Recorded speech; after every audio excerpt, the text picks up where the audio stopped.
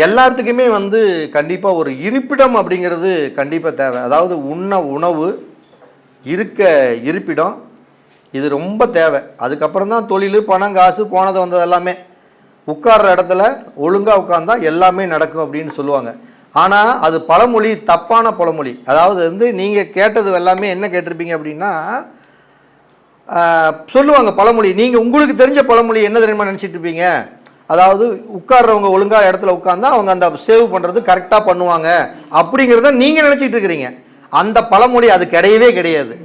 அந்த பழமொழியோடைய உண்மையான நிலைமை என்னன்னா, உட்கார்ற இடத்துல ஒழுங்காக உட்கார்ந்தா எல்லாமே பர்ஃபெக்டாக நடக்கும் அப்படிங்கிறது எதை வச்சு சொன்னாங்கன்னா, சேவ் பண்ணுறதை வச்சு சொல்லலை. நம்ம எந்த ஒரு தப்பாக நினைக்க வேணாம். அந்த மருத்துவர்கள், அதாவது நம்ம சிகை அலங்காரம் பண்ண மருத்துவர்கள் இதை தவறாக நினச்சிக்க வேணாம். நம்ம இப்படி வார்த்தை சொல்லிட்டோமேன்னு அதற்கு விளக்கமே கிடையாது. அதற்கு விளக்கம் என்ன அப்படின்னா, யாராக இருந்தாலும் தனக்குன்னு ஒரு இடத்த உருவாக்கி அவங்க ஒரு இடத்துல ஒழுங்காக உட்கார்ந்து தன்னுடைய சுகபோக வாழ்க்கையை ஏற்பாடு பண்ணால் அவங்க வாழ்க்கையில் ஜெயிக்க முடியுங்கிறதுக்கு தான் அந்த பழமொழி வந்தது. நாளடைவில் அந்த பழமொழியை நம்மளுக்கு தகுந்த மாதிரி தப்பாக மாற்றிட்டாங்க. இதுதான் உண்மை. அப்போ நம்ம உட்கார்ற இடம் ஒழுங்கான இடமா இருக்கணும். அப்போ அந்த ஒழுங்கான இடம் அப்படிங்கிறதுல நிறைய இடம் இருக்குது. நான் கண்டு விஷயத்தில் கிட்டத்தட்ட 35 வருஷத்தில் வாஸ்து தப்பாகவே இருக்குது. நிறைய வீட்டில் நான் பார்த்துருக்குறேன். அதே மாதிரி அளவுகள் தப்பாக இருக்குது. ஆனால் நான் சொல்லக்கூடிய இந்த ஃப்ளாட்டு, இப்போ நம்ம எப்படி ஒரு வரைபடத்தின் மூலமாக உங்களுக்கு காட்டுறேன். அந்த ஃப்ளாட்டில் வாஸ்து தப்பாக இருக்குது, ஆனால் வாழ்க்கையில் நல்லா வாழ்ந்துக்கிட்டே தான் இருக்கிறாங்க. அவங்களுக்கு இயற்கையாகவே தசா புத்திகளும் எந்த கெடுதல் பண்ணாமல் நல்ல தசா புத்தியே நடந்துக்கிட்டு இருக்குது. அப்படிப்பட்ட ஃப்ளாட்டு, எது மாதிரி ஒரு ஃப்ளாட்டு வாங்கினா அது சிறப்பாக இருக்கும் அப்படிங்கக்கூடிய அற்புதமான பதிவு தான். இந்த ஃப்ளாட்டுக்கு பேர் நான் வச்ச பேர் என்னன்னா, தீர்க்க சுமங்கலி ஃப்ளாட்டுன்னு நான் வச்சிருக்கிறேன் பேர். இப்போ நான் ஒரு வரைபடத்தின் மூலம் காட்டுறேன். தீர்க்க சுமங்கலின்னா என்ன? எப்பயுமே நல்ல சந்தோஷமா சுமங்கலியோட வாழ்றது. அப்போ அந்த ஃப்ளாட்டுக்கு பேர் தீர்க்க சுமங்கலி ஃப்ளாட்டுன்னு பேர். அப்போ அந்த ஃப்ளாட்டு எப்படி இருக்கும் அப்படிங்கிறத நான் வாயில் சொன்னேன்னா உங்களுக்கு டக்குன்னு புரியாது. சில பேர்த்துக்கு ஒரு படத்தை போட்டு காமிச்சேன்னா உங்களுக்கு புரிஞ்சிக்கலாமல்ல. அதனால் அந்த படத்தை போட்டு காட்டுறேன். இந்த மாதிரி ஒரு ஃப்ளாட்டை வாங்கினீங்கன்னா மிக ஒரு சிறப்பு அப்படிங்கிறது உங்களுக்கு கண்டிப்பாக இருக்கும். அது எப்படிப்பட்ட ஃப்ளாட்டுங்கிறத நீங்கள் அப்படியே பாருங்கள்.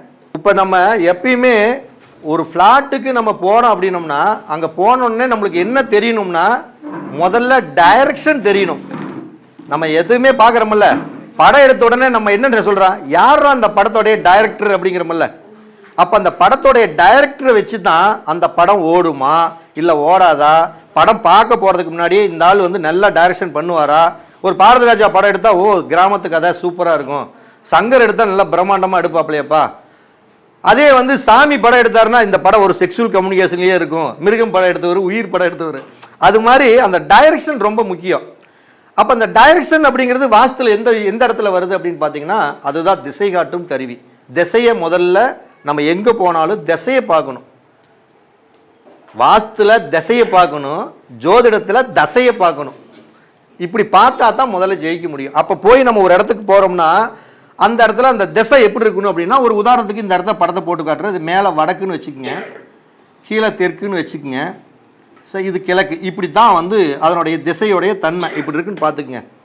இப்போ இந்த தீர்க்க சுமங்கலி ஃப்ளாட்டு எப்படி இருக்கும், இந்த ஃப்ளாட்டுனால நம்மளுக்கு என்ன நன்மை, முதல்ல என்ன அதிர்ஷ்டம் கிடைக்கும் அப்படிங்கிறது முதல்ல தெரிஞ்சுக்கலாம். தீர்க்க சுமங்கலின்னா நம்ம என்ன சொல்லிக்கிறோம், எல்லா இடத்துலையுமே ஒரு கல்யாணத்துக்கு யாராச்சும் ஒரு லேடிஸ் நம்ம காலில் விழுந்து ஆசீர்வாதம் வாங்குறாங்க அப்படின்னா, எடுத்த உடனே ஒரு கல்யாணம் ஆனவங்களை என்ன சொல்லுவோம், தீர்க்க சுமங்கலியாக இருமா அப்படிம்பாங்க. எல்லா பேரும் புகழோட நல்லா இருங்க அப்படின்னு சொல்லுவோம். அப்போ அந்த ஃப்ளாட்டு முதல்ல எப்படி இருக்கும், அந்த ஃப்ளாட்டில் நிறைய வாஸ்து கோளாறே இருந்தால் கூட அவங்களாம் ஜெயிச்சிட்டு இருக்காங்க. அது நடைமுறையில் நான் நிறைய பக்கம் பார்த்துட்டேன். ஏன் இந்த இடத்த மட்டும் இப்படி செப்டிக் டேங்க் இங்கே இருக்குது, தண்ணி தொட்டி அங்கே இருக்குது, அளவு சரியில்லை, மூளைக்குத்தில் இழுத்துக்கிட்டு இருக்குது, ஏன் இவங்க ஜெயிக்கிறாங்க அப்படின்னு பார்த்தோம்னா, அந்த ஃப்ளாட்டோட மகிமை. முதல்ல தீர்க்க சுமங்கலி ஃப்ளாட் எப்படி இருக்குங்கிறத முதல்ல பார்த்துக்குங்க. முதல்ல ஒரு ஃப்ளாட் ஒன்று போடுறேன். இது ஒரு ஃப்ளாட்டுன்னு, இது ஒரு ஃப்ளாட்டு, இது ஒரு ஃப்ளாட். அது நீங்கள் என்ன சைஸ் வேணுமாலும் வச்சுக்கோங்க, 60க்கு 40ன்னு வச்சுக்கிட்டாலும் சரி, எப்படி வச்சுக்கிட்டாலும் சரி. இதில் ரோடு பாருங்கள், ஃப்ளாட்டுக்கு கிழக்கு பக்கம் ஒரு ரோடு, அதே ஃப்ளாட்டுக்கு மேற்கு பக்கமும் ஒரு ரோடு, ஃப்ளாட்டுக்கு தெற்கு பக்கமும் ரோடு,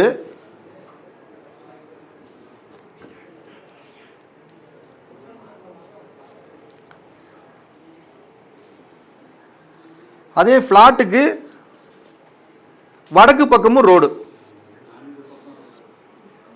இப்போ இப்படி ஒரு ஃப்ளாட் இருக்குது அப்படின்னா இந்த ஃப்ளாட்டுக்கு இந்த பக்கம் ஒரு ஃப்ளாட் இருக்குதுன்னு வச்சுக்கோங்க, நீங்கள் பார்த்து புரிஞ்சுக்கலாம். இப்படி ஒரு ஃப்ளாட்டு, அதே மாதிரி இப்படி ஒரு ரோடு இருக்குன்னா இதுக்கு இந்த பக்கமும் ஒரு ஃப்ளாட் இருக்குது. இந்த இடத்த புரியுதுங்களா? இருக்காச்சும் புரியாதவங்க மட்டும் சொல்லுங்க. அதாவது ரோடு பக்கம், ரோடு வந்து 4 பக்கமே இருக்குது. அதாவது நம்ம வாங்கக்கூடிய ஃப்ளாட்டுக்கு 4 பக்கமே ரோடு. அது கிழக்கு பக்கமும் ரோடு இருக்கிற மாதிரி, மேற்கு பக்கமும் ரோடு இருக்கிற மாதிரி, வடக்கு பக்கமும் ரோடு இருக்கிற மாதிரி. இப்போ இது வடக்கு பக்கம் இருக்கிற ரோடு, இது கிழக்கு பக்கம் இருக்கிற ரோடு, இது மேற்கு பக்கம் இருக்கிற ரோடு, இது தெற்கு பக்கம் இருக்கக்கூடிய ரோடு. இப்படி ஒரு ஃப்ளாட்டுக்கு 4 பக்கமே ரோடு வந்தா அந்த ஃப்ளாட்டுக்கு பேர் தான் தீர்க்க சுமங்கலி ஃப்ளாட்டுன்னு பேர், மனைன்னு பேர். அப்ப இந்த மனை வந்து எந்த மாதிரி யோகத்தை கொடுக்கும் அப்படின்னா, 4 பக்கம் இருக்கக்கூடிய, கிழக்கில் இருக்கக்கூடிய சுக்கிரன் சூரியனுடைய அனுகிரகமும், மேற்கில் இருக்கக்கூடிய சனி பகவானுடைய அனுகிரகமும், வடக்கில் இருக்கக்கூடிய குரு பகவான் குபேரனுடைய அனுகிரகமும், அதே மாதிரி தெற்கில் இருக்கக்கூடிய செவ்வாயோடைய அனுகிரகமும், யமனுடைய அனுகிரகமும் அனைத்து நிரம்பி வளையும். அப்போ இந்த ஃப்ளாட் அப்படிங்கிறது முதல்ல அவங்களுக்கு என்ன மாதிரி ஃபஸ்ட்டு பலன்களை கொடுக்கும் அப்படின்னா, இந்த ஃப்ளாட்டில் இருக்கக்கூடிய குழந்தைகள் டாப் மோஸ்ட்டில் போகிறாங்க. ஒரு 4 பேர்த்த பார்த்துட்டேன். அந்த 4 பேருமே அந்த வீட்டில் பொருளாதாரத்தில் படிப்பை விட நார்மலாக படிச்சிருக்காங்க, அந்த படிப்புக்கு தகுந்த வேலையை விட அதிகபட்ச வேலை சொல்கிறாங்க. இவர் விஜய சொன்னார்ல காலையில், ஒரு 30 வயசுலேயே 60 கோடி ரூபா சம்பாரிச்சிட்டாங்க அப்படிங்கிற மாதிரி. அப்போ இந்த ஃப்ளாட்டில் அந்த வீட்டில் இருக்கக்கூடிய குழந்தை எடுத்த உடனே நார்மலாக தான் படிச்சிருக்குது. ஆனால் நீட் எக்ஸாம்லாம் பாஸ் ஆகுமானே தெரியல. ஆனால் உள்ளே போய் நீட் எக்ஸாம் போய் டாக்டர் ஆயிடுச்சு. அற்புதமான பலனை கொடுத்துருக்குது.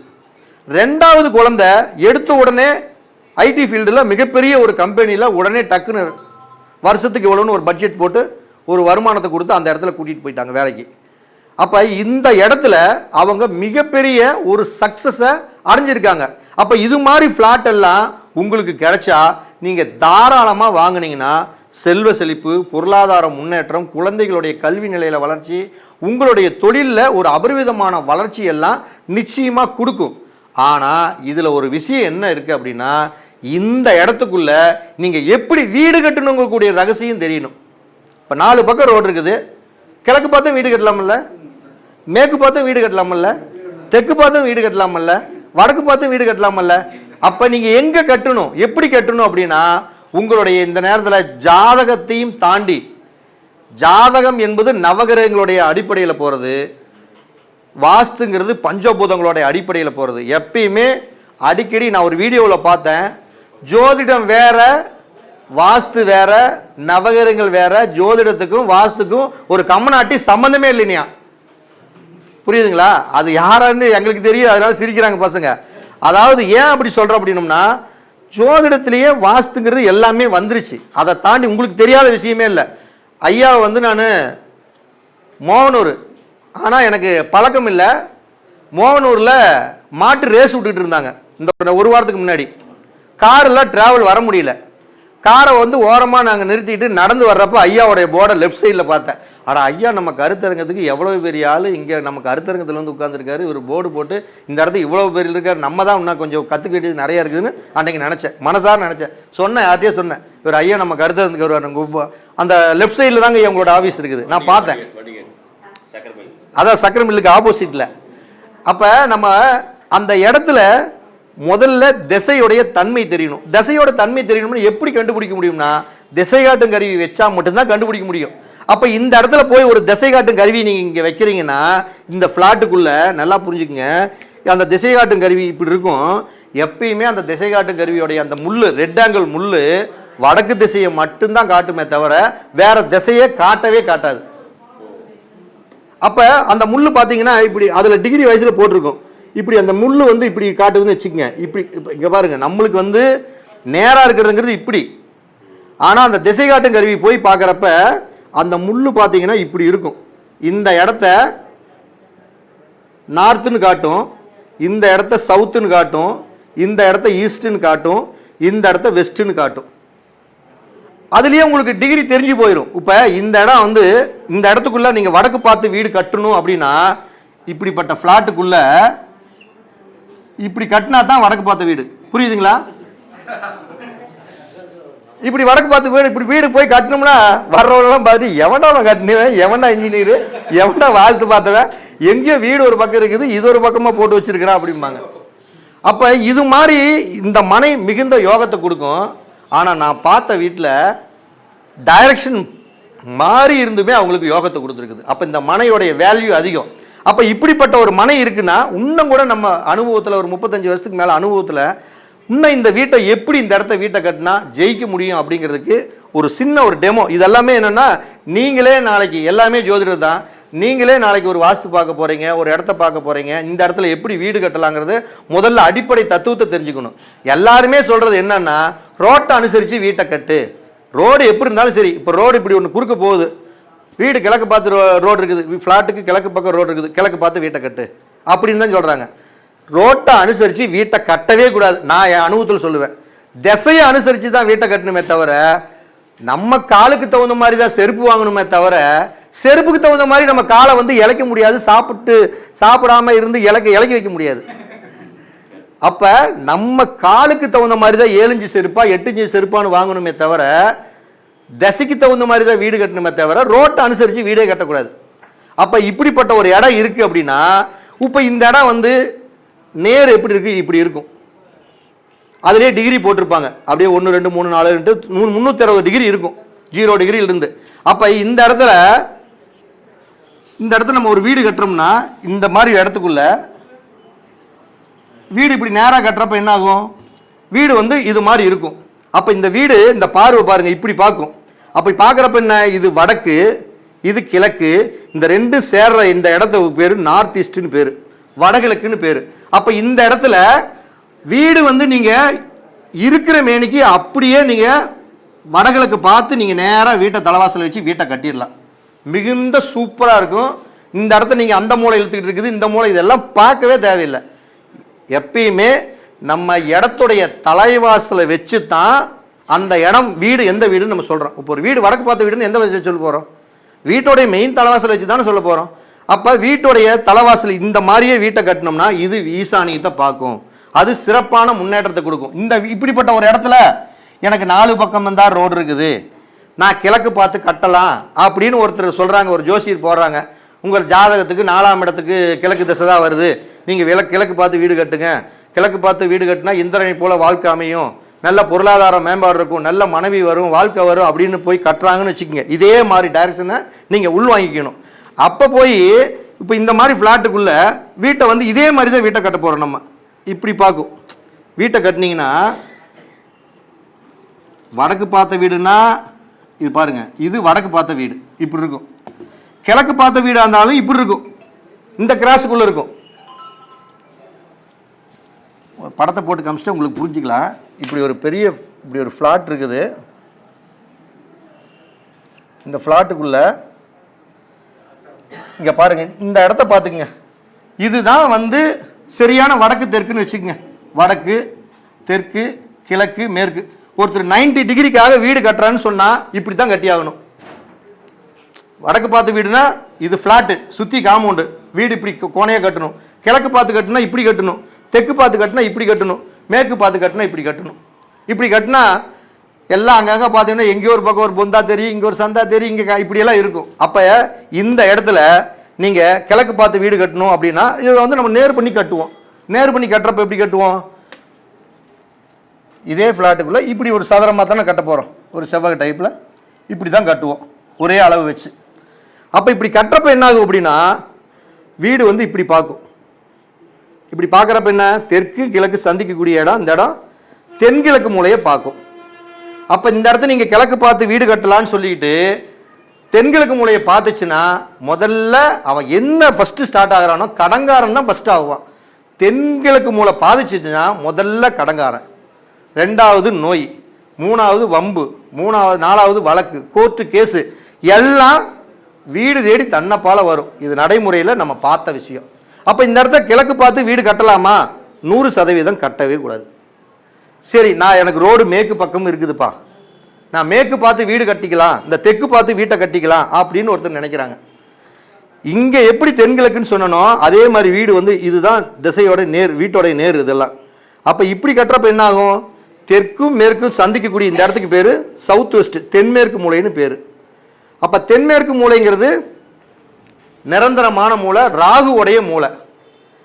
இந்த தெற்கு பார்த்து தென்மேற்கு மூலையை பார்க்குற மாதிரி ஒரு தலைவாசல் கட்டிட்டா எழுதி வச்சுக்கோங்க. நான் நிறைய முறையாக பார்த்துட்டேன். ஒரு கல்யாணம் ஆகிற மாதிரி அந்த வீட்டில் ஒரு வயசு லேடிஸ் பொண்ணுங்களாம் இருந்தான்னு வச்சுக்கோங்க, தன்னைப்பால யாரோ ஒருத்தர் அந்த பொண்ணுக்கு தகுந்த மாதிரி ஃபிக்ஸ் பண்ணி தன்னைப்பால எஸ்கேப் ஆயிடுது.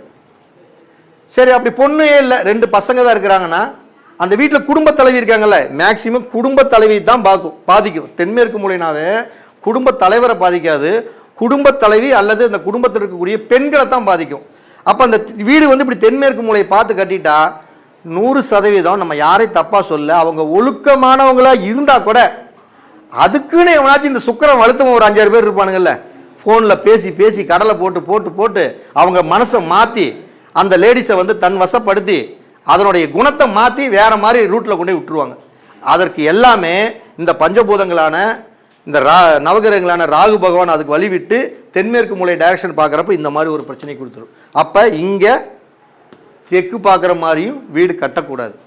சரி, இங்கே வேணாம்ப்பா, எனக்கு வடக்கு கிழக்கு இதாவது இங்கே ஓகே, வடக்கே ரோடு இருக்குது, சரி நான் வடக்கு பார்த்து நான் கட்டிக்கலான்னு இருக்கிறேன் அப்படின்னு ஒரு ஐடியா பண்ணுறாங்க. அப்போ வடக்கு பார்த்து கட்டலான்னா இது வடக்கு, இது மேற்கு, இந்த இடத்த வந்து வடமேற்கு மூலையை பார்க்கும். அப்போ வடமேற்கு மூலையை பார்த்து வடக்கு பார்த்ததுக்கு வீடு கட்டலாமா? அது கண்டிப்பாக கட்டவே கூடாது. வீட்டை கட்டிவிட்டு கிரகப்பிரவேசம் முடிச்சோன்னா இவன் வேறு வீட்டுக்கு வாடகைக்கு போயிடுவான், இல்லைன்னா வீட்டை விற்றுப்பிடுவான். ஏன்னா வடமேற்கு மூலைங்கிறது கேதுவோட மூலை. கேதுனா கோர்ட்டு, கேஸு, வம்பு, வழக்கு, சிக்கல். அப்போ இந்த வீட்டில் என்ன ஆகும், நல்லா வாழ்ந்துட்டு இருக்கிற கணவன் மனைவி கூட புண்ணியாசனிக்கு முதல் நாள் வந்து 2 பேரும் நல்லா சிரிச்சிட்டு பேசிகிட்டு இருப்பாங்க. அந்த கிரகப்பிரவேசம் ஆகி இந்த வீட்டில் ஒரு தாம்பத்திய சுகம் அவங்களாம் நடந்து கொஞ்ச நாள்லேயே என்ன ஆகும் அப்படின்னா அந்த இடத்துல கேதுவோட ஆதிக்கம் அதிகமாகி அந்த கணவன் மனைவிக்குள்ள பிரிவினை வந்து 2 பேரும் டிஸ்டன்ஸை மெயின்டைன் பண்ணுவாங்க. அடுத்தது அந்த இடம் கோர்ட்டு கேஸு, ஏதாவது கடன் எது வாங்கி சப்போஸ் வாங்கி கட்டியிருந்தாங்கன்னா அந்த கடனை கட்ட முடியாமல் வட்டிக்கு மேலே வட்டி ஆகி கடைசியில் அந்த வீட்டை விற்கக்கூடிய நிலைமை எல்லாம் இருந்தாலும் கடைசியில் நிம்மதி இல்லாமல் வேறு வீட்டுக்கு வாடகைக்கு போயிடுவாங்க. அப்போ ஒரு இடத்த நீங்கள் பார்க்குறீங்க அப்படின்னா அந்த இடத்துடைய முதல்ல அந்த டைரக்ஷன் தான் ரொம்ப முக்கியம். திருப்பி திருப்பி நம்ம சொல்கிறது என்னென்னா டைரக்ஷன் முக்கியம். ரோட்டை அனுசரித்து நம்ம வீட்டை கட்டவே கூடாது, திசையை அனுசரித்து தான் வீடு கட்டணும். அப்போ இப்படிப்பட்ட ஒரு இடத்துல இந்த மாதிரி ஒரு ஃப்ளாட் இருந்ததுன்னா 100% நீங்கள் எந்த மாதிரி வீடு கட்டுவீங்க? இப்போ உங்களோட சாய்ஸ். இப்போ இதே தான், இப்போ இதே ஃப்ளாட் தான் உங்கள்கிட்ட மீண்டும் சொல்லிட்டேன்.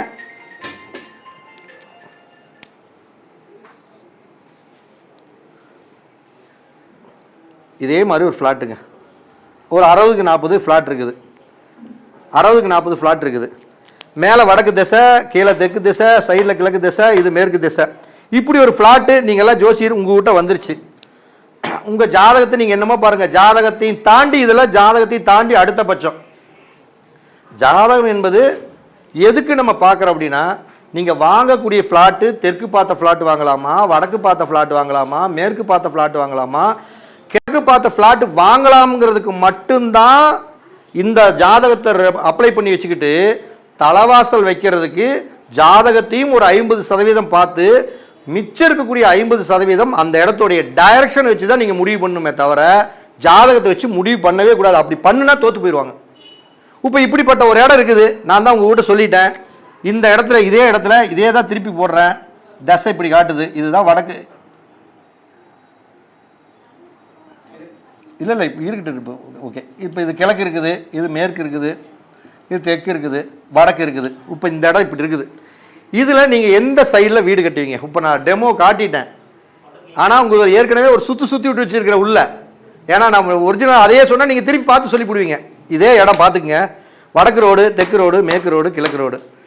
இந்த இடத்துக்குள்ளே நீங்கள் திசை காட்டு கருவி வைக்கிறீங்க. அந்த திசை காட்டு கருவி வைக்கிறப்ப கிழக்கு, மேற்கு, தெற்கு, வடக்குன்னு இப்படி கிராஸாக காட்டுது. நீங்கள் எந்த திசையை பார்த்து வீடு கட்டுவீங்க? எந்த திசையை ரெஃபர் பண்ணுவீங்க? இல்ல வடகிழக்குன்னு இல்லை, எந்த திசை இந்த பக்கமா இந்த பக்கமா இந்த பக்கமா இந்த பக்கமா, வடக்கு பார்த்து கட்டலாமா, கிழக்கு பார்த்து கட்டலாமா, தெற்கு பார்த்து கட்டலாமா, மேற்கு பார்த்து கட்டலாமா? கிழக்கு பார்த்து கட்டவே கூடாதுங்க ஐயா. கிழக்கு பார்த்து கட்டினீங்கன்னா அது கிழக்கு தெற்கு தெற்கு அக்னி மூலை பார்க்க ஆரம்பிச்சிருங்க ஐயா. வீடு அக்னி மூலை பார்த்தா கடங்காரன் ஆயிடுவாங்க ஐயா. அப்ப அக்னி மூலையில இந்த சைடு ரோட்டை கிழக்கு பக்கம் ரோடு இருக்குதுன்ட்டு நம்ம கிழக்குன்னு நினைக்க கூடாது, இது அக்னி மூலை பார்க்குற ரோடு. அப்ப இந்த இடத்த கிழக்கு பார்த்து வீடு கட்டக்கூடாது. அடுத்தது இப்போ வடக்கு பார்த்து வீடு கட்டலாமா? இது வடக்கு இது கிழக்கு, இது நேர் பண்றப்ப இதுக்கு பேர் வடகிழக்கு. அப்ப ஈசானியத்தை பார்க்கும், தண்ணி பார்க்கும். அப்ப இந்த இடத்த வடக்கு பார்த்து வீடு கட்டலாம். சரி, தெற்கு பார்த்து கட்டலாமா? தெற்கு பார்த்து கட்டக்கூடாது. மேற்கு பார்த்து கட்டலாமா? மேற்கு பார்த்து கட்டவே கூடாது. இவ்வளவுதான் மேட்ரு. ஒரு இடத்த போய் பார்த்தீங்கன்னா ஒரு ஃப்ளாட்டுக்குள்ள வீடு எப்படி கட்டணும் அப்படின்னா இந்த ஏங்கல்ல தான் நீங்க வீடு கட்டணுமே தவிர ஜாதகத்தை அனுசரிச்சோ இல்லை அது இடத்தை அனுசரிச்சோல கட்டவே கூடாது. முதல்ல இடத்தோடைய டைரக்ஷனை போட்டு பாருங்க. போட்டு பார்த்து அதனுடைய பார்வை உச்சத்தை பார்க்குதா நீசத்தை பார்க்குதா?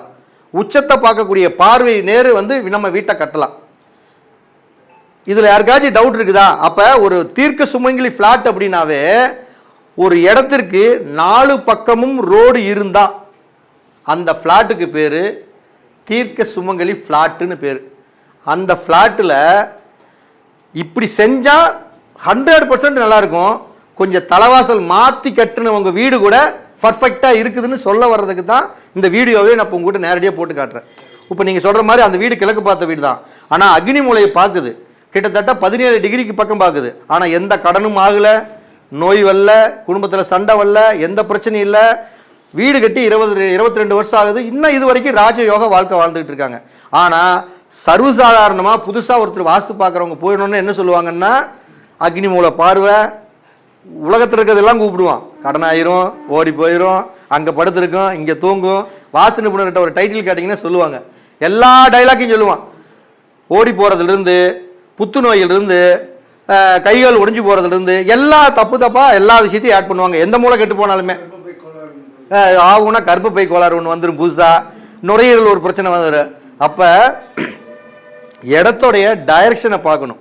அப்ப இப்படிப்பட்ட ஒரு தீர்க்க சுமங்கலி பிளாட்ல நீங்க டைரக்ஷனே மாறி இருந்தாலும் கூட உங்களுடைய ஜாதகத்திற்கு தகுந்தாற் போல் அந்த திசையை தேர்ந்தெடுத்துக்கிட்டாலும் சரி, இல்ல இந்த டைரக்ஷன் எந்த திசையை நோக்கி இருக்குதோ அதுக்காக நீங்க எடுத்துக்கிட்டாலும் சரி, இப்படிப்பட்ட வீடு உங்களுக்கு நல்ல செல்வ செழிப்பையும் பொருளாதார முன்னேற்றத்தையும் தொழில் வசியத்தையும் ஜன வசியத்தையும் 100% கொடுத்து அந்த வீட்டில் இருக்கிறவங்கள எல்லாத்தையும் மங்களகரமாக வாழ வைக்கும். அப்படிங்கிறது தான் இந்த வரைபடத்தோட டீட்டெயிலே உங்களுக்கு நான் சொல்கிறது இதுதான். யாருக்காவது டவுட்டாக இருக்கிறவங்க மட்டும் பேசுங்க, இல்லைன்னா நம்முடைய கருத்தரங்கத்தை நிறைவு செஞ்சுக்கலாம். இதில் யாருக்காச்சும் டவுட் இருக்குங்களா? யாருக்காச்சும் இப்போ நம்ம சொன்ன அந்த கான்செப்டில் யாருக்காச்சும் எனக்கு புரியல, புரியுதுன்னு ஏதாச்சும் இருக்குதா? புரியுதா? எப்படிம்மா நீங்கள் சொல்கிறீங்க? ஃப்ளாட் இருக்குதுமா, இப்படி ஃப்ளாட் இருக்குது, எந்தெந்த பக்கம் ரோடு இருக்குதுங்க? இப்போ மேற்கு ரோடு இருக்குதுமா, அப்புறம்மா இப்போ வடக்கு ரோடு இருக்குன்னா இது மேலம்மா, மேலே தான் வடக்கு, மேலே வடக்கு ரோடு இருக்குது.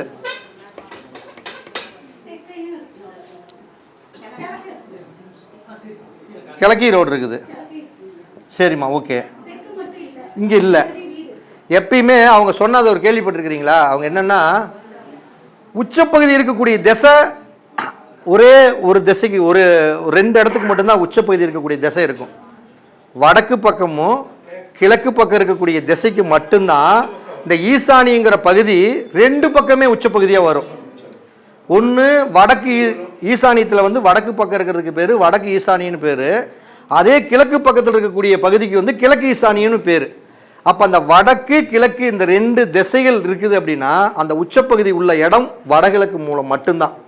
அப்போ நீங்கள் அம்மா அவங்க என்ன கேட்டாங்க அப்படின்னா, என் ஃப்ளாட்டுக்கு 3 பக்கம் ரோடு இருக்குது, இந்த ஃப்ளாட்டு எப்படி யோகத்தை கொடுக்கும், நல்ல மனையா அப்படின்னு நீங்கள் எப்படி தெரிஞ்சுக்கணும்னா மொத்தம் 4 விஷயம் இருக்குது. ஒன்று, ஒரு ஃப்ளாட்டுக்கு கிழக்கு பக்கம் ரோடு இருந்தால் அது கிழக்கு பார்த்த ஃப்ளாட்டு, ஒரு ஃப்ளாட்டுக்கு மேற்கு பக்கம் ரோடு இருந்தால் அது மேற்கு பார்த்த ஃப்ளாட்டு, ஒரு ஃப்ளாட்டுக்கு வடக்கு பக்கம் ரோடு இருந்தால் வடக்கு பார்த்த ஃப்ளாட்டு, ஒரு ஃப்ளாட்டுக்கு தெற்கு பக்கம் இருந்தால் அது தெற்கு பார்த்த ஃப்ளாட்டு. அப்போ இந்த ஃப்ளாட்டை நம்ம 3 பக்கம் ரோடு இருக்கிறனால வடக்கில் இருக்குது, கிழக்கில் இருக்குது, மேற்கில் இருக்குது.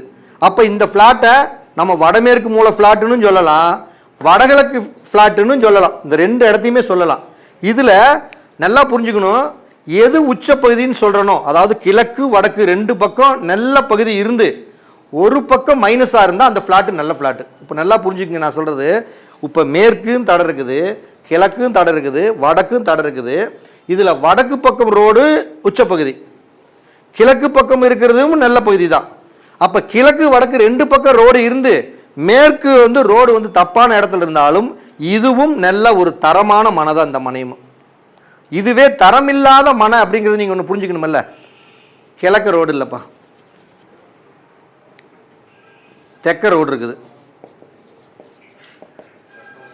உங்கள் ஃப்ளாட்டுக்கு மேற்கு பக்கமும் ரோடு, தெற்கு பக்கமும் ரோடு, ஆனால் வடக்கு பக்கம் மட்டும்தான் ரோடு இருக்குது. அப்படின்னா ரெண்டு இடம் ரெண்டுமே நீசப்பகுதி இருக்கக்கூடிய இடம், ஆனால் உச்சப்பகுதி இருக்கக்கூடிய இடமே இந்த வடக்கு கிழக்கு தான்.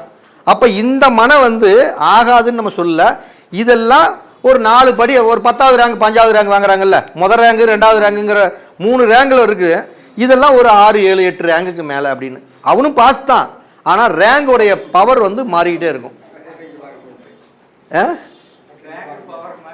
ரேங்கோட பவர் மாறும். அப்போ நீங்கள் ஒரு இடத்த பார்க்குறீங்க அப்படின்னாவே பொதுவாக நீங்கள் அந்த இடத்துல டைரக்ஷன் மட்டும்தான் கரெக்டே தவிர ரோட்டை அனுசரித்து வீடே கட்டக்கூடாது. ரோட்டை அனுசரித்து வீடு கட்டணுவங்களுடைய நிலைமையை நிறைய பேர்த்த பார்த்துட்டேன் அனுபவத்தில். ஏன்னா நம்ம ஒரு ஒரு நார்மலாக ஒரு புஸ்தகத்தை படிச்சுட்டு வாஸ்து சொல்கிறத சொல்லலாம், சொல்கிறதுக்கு நல்லாயிருக்கும். ஆனால் நடைமுறையில் கண்டுபிடிச்சி அதெல்லாம் நடந்திருக்குதா இல்லையானுங்கிறதான உண்மை. இப்போ ஐயா இருக்காருன்னா அவரு வயசுக்கு கிட்டத்தட்ட 30-35 வருடத்தில் நிறைய ஜாதகத்தை பார்த்து பார்த்து இப்படி தான் நடக்கும் இந்த ஜாதகத்துக்குன்னு புட்டு புட்டு வைக்கக்கூடிய சக்தி இருக்கும். நேற்று பசங்க இன்னும் அந்த 35 வருஷத்தோட அனுபவத்தை எடுக்க முடியுமா? அவர் பாடம் நடத்துறத அப்படியே நம்ம ரீகாப்பி பண்ணலாம், ஆனால் அனுபவத்தை எடுக்க முடியாது. இதுதான் விஷயமே.